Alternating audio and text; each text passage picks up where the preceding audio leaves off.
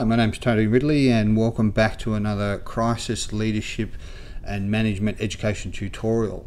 In this section we're talking about roles and responsibilities of crisis management teams with the cautionary note for all individuals is that this is not proximity based, it's not geography based. That is, they don't need to be physically present. They comprise the team, but they could be physically located anywhere in the world, but because of technology, communications and so on, they form an integral or valuable part of the crisis management team. Or due to business activities at the time of a crisis, they could be on a plane, they could be in an airport, a hotel, or in another business unit as part of their daily journeys. The teams, we've spoken about the 6 or 7 key elements that should be represented in a successful crisis management team. In previous sessions we've spoken about the Chief Executive Officer, we've spoken about the business continuity and or risk manager. In this section here we're going to be talking about the sales, marketing and communications management or representative element. So getting down to the specifics is, again, this is often a group that's overlooked or poorly represented in crisis management teams, but they fundamentally form the basis of what is the voice of the organisation and certainly what is the voice of the group. And they also should be able to bring considerations for communications, external and internal, given the diverse nature in which one is required to communicate, whether it be video, press release, articles or television appearances and so on. So the reality is that they should be one of the key representative advisors at all stages, not someone who's simply brought in at the end of the recipe creation and the final dishes to be served. They should be there in all of the stages, certainly as part of the activation as well. So one of the first roles and responsibility is to mobilize and identify the exposure with the sales and marketing to identify client exposure. So what that means is that this is, if it's a significant enough incident to be qualified or trigger a crisis within an organization, then the sales and marketing or the account management, whatever the terms and definitions within, and again this could be multiple individuals, however they've been grouped together under this one heading. What this means is that they need to be able to be prepared and identify their key stakeholders and be prepared to communicate with them, because again the speed of information distribution, whether it be social media, whether it be news, internal rumours and so on, they need to be considering this first and foremost, because for essentially all organisations this is their source, this is their base, this is their revenue, this is what keeps the lights on. They need to identify what the client exposure overlap and prioritisation of communications needs to be from the very beginning. They also need to oversee the client engagement and liaison.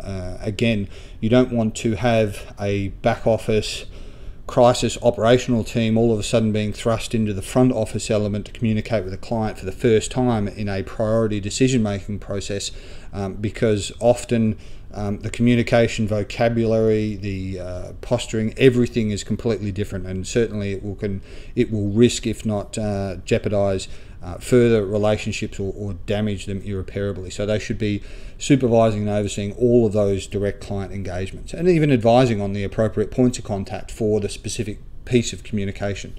They should also be having an understanding of the supply chain issues. This may merge into an operational requirement, but they should have a basic understanding of what exactly is affected and how this is going to affect services. So whatever the services may be, they need to have an understanding, because this is going to be a key concern for all of the clients at some stage. How are their services going to be affected? And I've particularly disliked the term business as usual. That's a very internal statement of, well, we're continuing business. The reality is for most clients it annoys and confuses them because they don't know what that means to them, as opposed to a non-stop service. So from a client perspective, it's very clear to them that services will not be affected. So it's important that this particular role and function have an understanding of if and how and when services will be affected, and what are the points of communication in the event that they are. There should be an engagement here where this body or individual has an identification and is thinking of points of failure.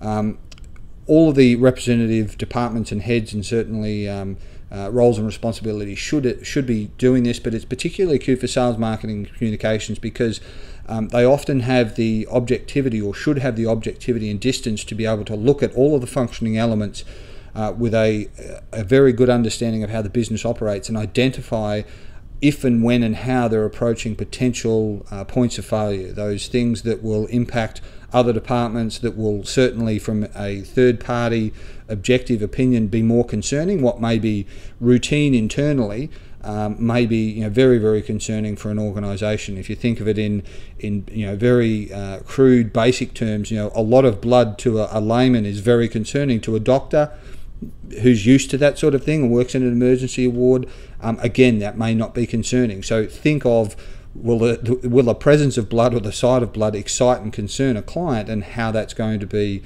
communicated, as well as the preparation of media communications. Now, I don't just refine this to traditional media in terms of television, news and so on. This also encompasses every other aspect of media, whether it's planned or otherwise. So it could be images, it could be Facebook, Twitter, Instagram, you name it, all of the social media channels. They should be preparing releases and content across that spectrum, as well as monitoring not only the effect but also the influence.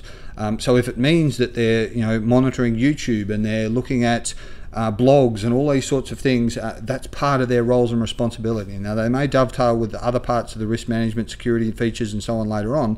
However, this is, from their perspective, that objectivity, thinking about how it's impacting the organisation, the brand, the integrity and so on. The distribution of pre-prepared communications. Holding statements have long gone the way of the dinosaur and the dodo. However, holding statements or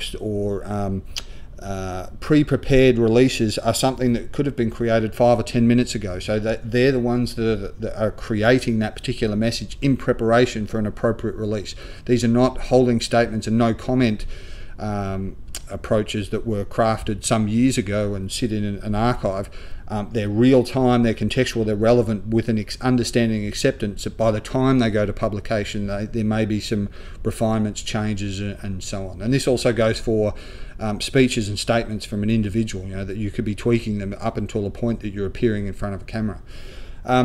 Briefing and preparation of corporate spokespersons. They may not be the corporate spokesperson, but as was discussed earlier, they should be responsible for owning that process, making sure that they're informed, they've got all of the understanding, and they maintain their communication towards the target audience, whether it's stakeholders, the media, shareholders, all of those elements that the communicator, designated spokesperson, is prepared and informed across all levels.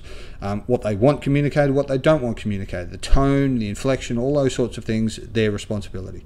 And certainly they should be leading the strategy for reputation management. If the crisis is in the early stages, then the preparation for how this is going to impact in the long term, the time taken to get results, all of those things need to be considered. But in particular, they should have the ownership and cross-authorization to ensure that all departments and all parts of the business are preserving, maintaining or protecting the reputation, or prepared for the impact of a short-term to medium-term negative view as a result of either their actions or the crisis in question. So once again, that's all for this particular segment. Once again, thanks for joining us in this Crisis Leadership Management Education tutorial. For further tutorial videos on this subject and more, please visit www.crisismanagement.tony-ridley.com. Once again, thanks very much, but that's all for now. Bye.